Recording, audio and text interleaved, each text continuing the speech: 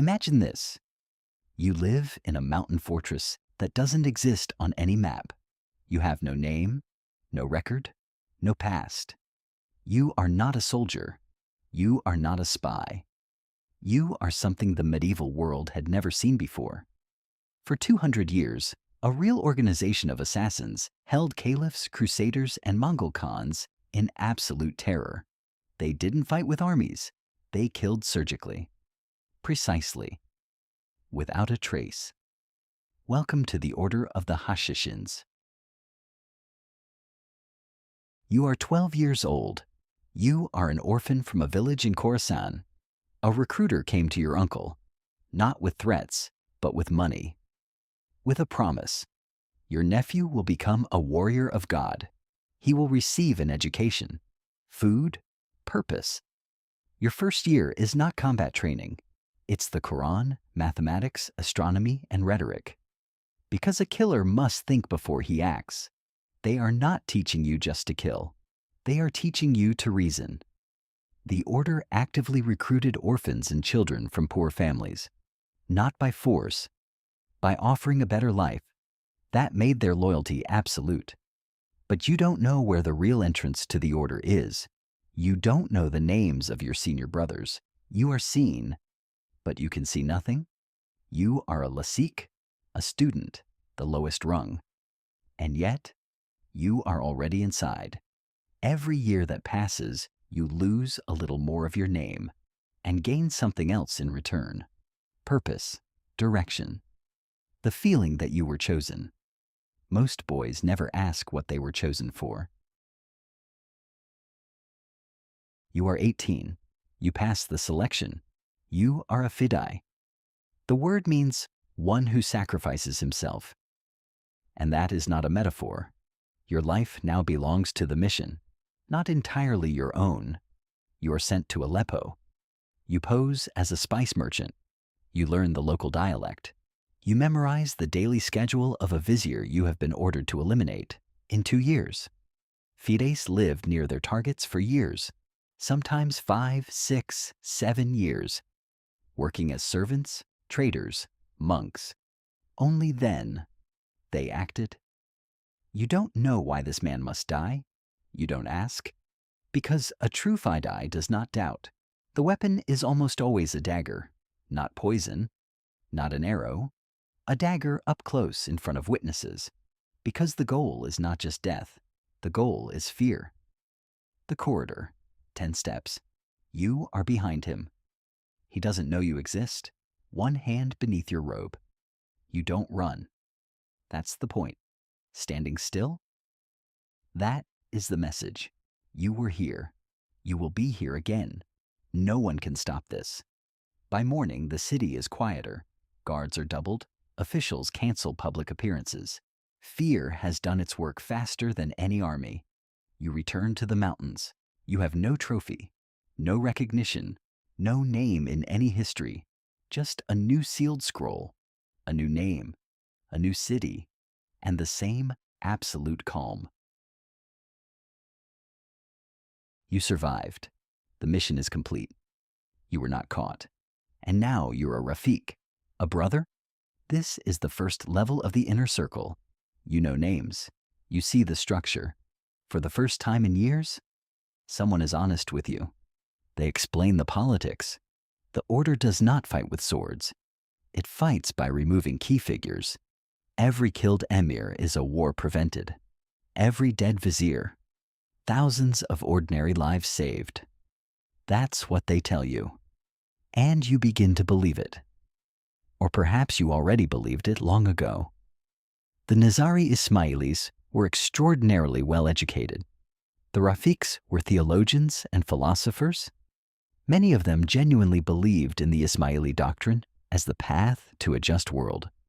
The archive, maps, coded manuscripts, the intelligence of 2 centuries accumulated in one place. For the first time, you are speaking to someone honestly, because before, you had no one to trust. Now you do.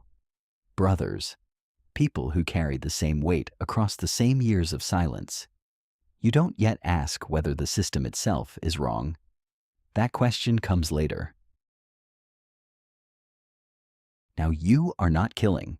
You are creating killers. You are a da'i, a preacher, a recruiter. Your task: find the same 12-year-old boys from the same villages. See in them what someone once saw in you. You travel as a Sufi wanderer.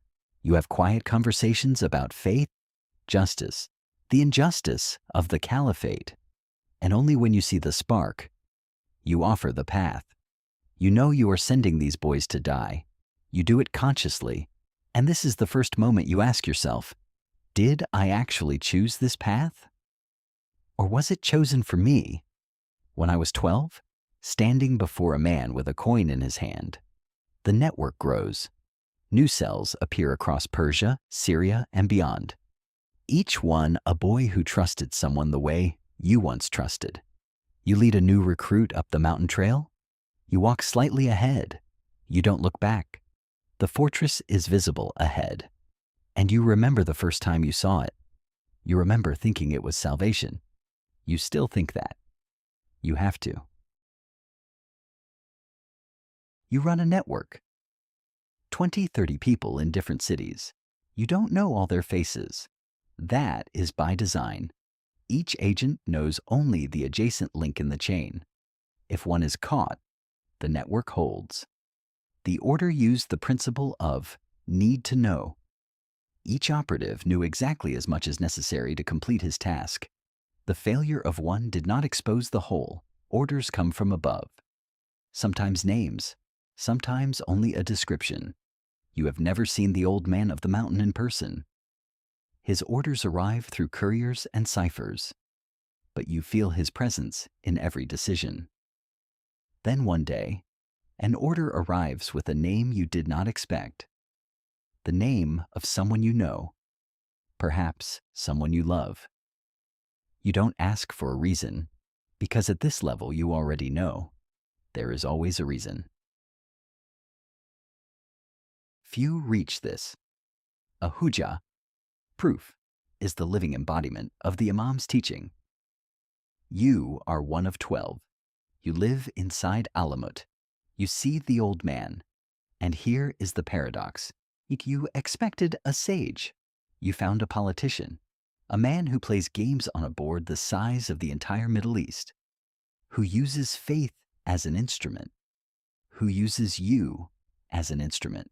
You see it clearly now. The assassinations were never about justice. They were about leverage, deterrence, control. A small order with no army holding its ground against Caliphs and Crusaders through the simple mathematics of terror. Doubt is a luxury you cannot afford, because if the system is wrong, then everything you have done across 30 years was wrong. It is easier to believe, so you believe. Hassan ibn Sabbah died in his room in Alamut in 1124. In 40 years of running the order, he descended from the mountain 3 times. 3 times. He controlled a network of assassins spanning half the Islamic world from a single room. They say he executed both of his own sons, one for killing without an order, the other for drinking wine, because the rules were for everyone, especially for his own blood. At the top of this pyramid, not power, loneliness. You make decisions that kill people you will never see. You carry responsibility for an order of 100 fortresses, for thousands of lives, for an idea that will outlast you. And you know, the Mongols are coming, and no assassins can stop an army of 300,000. In 1256, Mongol Khan took Alamut. The great library burned. The last imam was executed. An order that held half the world in fear for 200 years ceased to exist in a matter of months. The Hashishins did not win their war, but they changed the way war is waged. Every modern intelligence agency, every special forces unit, every covert operation carries their DNA, targeted elimination, deep cover, a network that cannot be destroyed by capturing one man. The word assassin entered every European language, from the Arabic hash-shashin. The true drug was never hashish. It was faith, purpose, belonging.